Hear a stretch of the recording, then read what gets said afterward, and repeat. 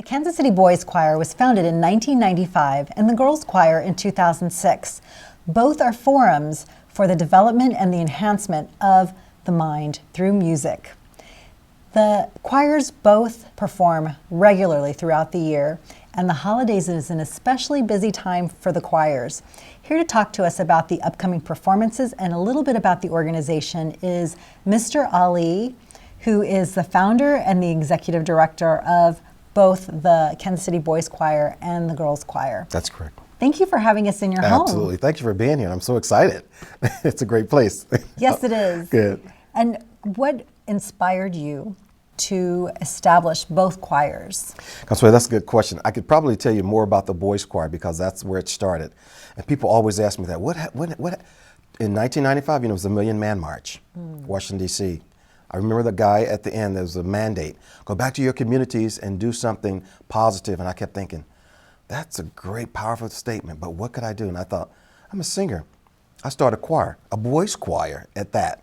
So I thought this would be the perfect time, so that's what I did. I got together with some friends. I said, I'm going to start a choir. And they said, are you sure? I said, absolutely. From there, 21 years later, here we are. And then, of course, in 2006, the city kept saying, we'll give you money or we'll help you out, but you got to start a girls' choir. And I thought, that's going to be scary. But I thought, we're going to make this happen. And so I called a friend, one of my board members, as a matter of fact. I said, I think I'm going to start a girls' choir. And so he contacted a lady and said, Mr. Ali's thinking about starting a girls' choir. So she called me. She said, I heard you're thinking about starting a girls' choir. And if you are, let me know. And I thought, ding. So there was another nugget implanted.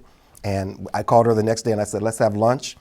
And 10 years later, here we are. And how many members are in both choirs? I have about 25 boys right now, and I have 40 girls. And girls, they multiply real quick, and they love each other, they come, but it's a great aggregation with the both of them. And they were obviously two separate choirs, but on occasions we put the two together. But for the most part, the 40 girls and the 25 boys. And you have to keep those boys motivated and keep them in here. So, because boys feel like, singing. But I think once they see the boys sing and how they're singing and how they present themselves, and not only is it just the music, because the music for us becomes the byproduct because of all the other things that we do. So. And what are some of the other things that you're involved in? We're involved in a lot of things. Of course, it's a disciplined choir. It's a very disciplined choir, and I tell anybody I put my choir up against any choir in this city or across the country. And they are involved in etiquette. As a matter of fact, this weekend they're hosting, we do our personal grooming, hygiene, and skincare class.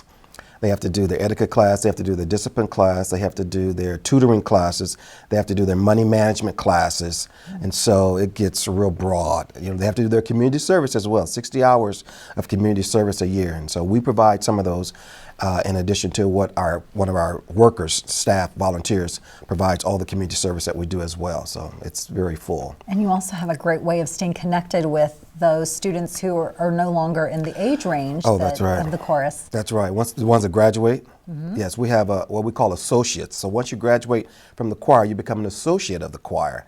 And as a matter of fact, we just had a little holiday deal this past weekend, and most of them showed up, but they always show up. We have this thing about each one reach one, and so you can't go too far, and you have to always give back. And you always give back to who gave to you. And we were one of the entities that gave to them. So we expect them, and they always come through every time. They have big sisters in the choir. They have big brothers, or little sisters and little brothers. And so they create that connection that doesn't leave. So it's always there. And the ambassadors, who are the graduates of the program, have gone on to do incredible things outside of Kansas City. Oh, tremendous. I was talking to one of the guys the other day who was I thought he was a 7-time. He said he's a 5-time Grammy Award winner. I said, well, that's good enough. 1 time is good. So he's a 5-time Grammy Award winner. We have writers, we have producers, we have doctors, we have lawyers. As a matter of fact, we have on our board, I have one of the guys who's an engineer who graduated from the choir, now serves as a board member for the organization. 100% of our kids are graduating from high school, and then 100% they all go to college. And that's wonderful. Speaks volumes. It does speak volumes. And how can people find out about all of the performances that you have coming up, and also about how to be a part of the choirs? They can go to our website. Our website for the Boys Choir is www.kcmo.gov, and we'll be happy to share that information there, or they can go to kansascitygirlschoir.org. Well, thank you so much for You're all that very you do in the welcome. community and for having so many wonderful ambassadors of your program and Thank you so much. ambassadors of the city after they leave the program Thank too. you. It means a lot. Thank you. Absolutely. Thank you. The Neighborhood Tourist Development Fund supports local nonprofits that bring cultural, social, educational, and recreational activities to our area.